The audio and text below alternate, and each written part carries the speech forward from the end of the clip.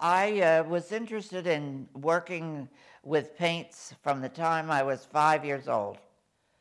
And now that's at 87 years, it's a number of years. And I've been painting ever since I was 5 years old. I had no way of going to college or even thinking of going to college if it hadn't been for my high school teacher. He was a wonderful teacher in those days, and I graduated from a school that was in the Philadelphia school system, Olney High School. It had just opened its doors, and we didn't have any chances of going to college. Most of us were from families who were in the mills of Kensington and so forth. Well, a person like that does not have money to send their kids to a school like Philadelphia School of Design for Women. Each high school in Philadelphia was given one scholarship for going to art school. And I was the third man down on the list. The first person was a gal whose parents had quite a bit of money, and she got the scholarship, and she deserved it. But she quit after the first about 6 months. The next person was a fellow whose name was John Brown, or Jack Brown, and he was drafted into the Army. So he was given the scholarship, and then there's me, who has no scholarship. The art teacher, whose name was Charles McCann, had done some favors for Harriet Sartain, who was the head of Philadelphia School of Design for Women, and he conned a half scholarship for someone that would make good use of it, and that happened to be me. And, well, that wasn't good enough because my parents couldn't manage another half scholarship. So he went down to he first of all went to my mother and father. I remember my mother making a cake and having coffee and sitting at the dining room table while he persuaded them that I should have a chance. And she said, "Why do you want to do that? An artist can't make any money anyway." But he talked her into it, and then went down to the head of the school and talked that person into giving me the other half of a scholarship.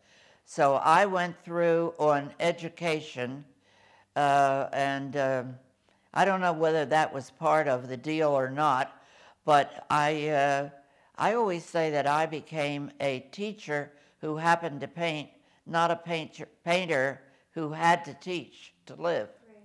Because I was much more interested in the teaching bit. I eventually ended up working for my teacher, who was the art editor at that time of the Saturday Evening Post. I was very much interested in the commercial aspect of art. And so one day I was standing on the, I don't know if it's existent now or not, but we used to have a Reading Railroad. And on Broad Street in Philadelphia, there was a great big sort of a design that the Parthenon inspired. And I was standing on the platform, and I was waiting to go out to Conshohocken for an interview with the school director, or at least the person that was interviewing.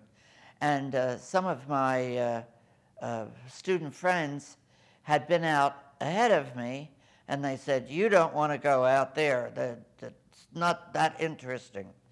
And since I had time to kill, I looked next door to the station, and there was a stationery manufacturing and printing and so forth. And I thought to myself, I wonder if they have an art department. And I had my big portfolio with me, and I thought, well, I've got time to kill. Why don't I go in and see? So I went in to see, and I never came out, and I never taught until after I was married and went back there to teach.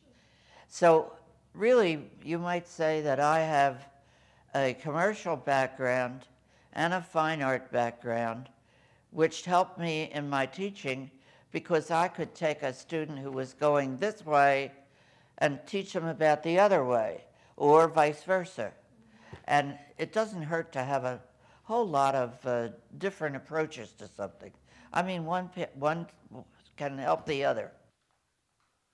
I was asked by Harriet Sartain, and this is the person that gave me the break right in the beginning. She was more or less called a dean. She knew that I had 2 small children, and she had a need for somebody to come in and take over somebody else's job in the color department. And I was originally a watercolorist.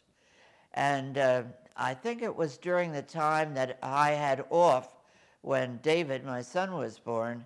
And she asked me to take that time, because there was no such thing as maternal leave, take that time and form a course in color to be able to teach the people that were fine artists all about paint, and the people who were commercial people to teach them all about printing with color. My color teaching was based on that of the Bauhaus, definitely. At that time, in the very beginning, around between 48 and 53, there were no books on color in English. And one of the things that we had to learn in order to get the baccalaureate degree was a course in science. So I took that plus my knowledge of German, because I lived in a German neighborhood and I'd had 7 years of German before that. So I was able to take the books that were coming in from the Bauhaus, written in German, translate them, and formulate a course. My aim is to take the colored knowledge and use it to create new experiences.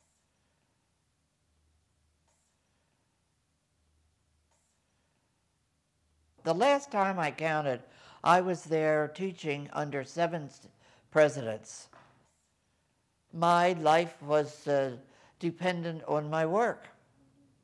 And then after I retired, well, I always exhibited, because we were all expected to be in a faculty show. We were expected to make our work as good as everybody else's, and there was great competition.